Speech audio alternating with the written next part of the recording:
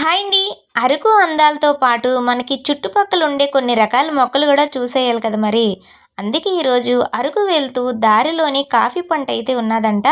ఆ కాఫీ పంటను కూడా చూసేద్దాం. మనం వెళ్తున్న దారిలోనే కాఫీ పంట అయితే ఉన్నదండి.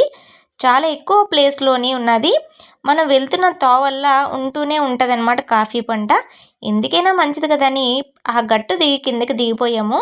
ఇంకా కాఫీ పళ్ళు మొత్తం తెంపేసిన ఒక గుప్పుడు కాయలైతే తెంపాను. ఏంటంటే మనం ఇంటికి వెళ్ళైనా వాటిలో ఏదో ఒకటి చేస్తే బావుంటది.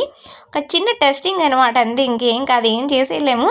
కాకపోతే చూడండి, కాఫీ కాయలు ముగ్గి దాన్ని ఎండబెట్టి రోస్ట్ చేసి అప్పుడు కాఫీ పొడి అనేది తయారు చేస్తూ ఉంటారంట.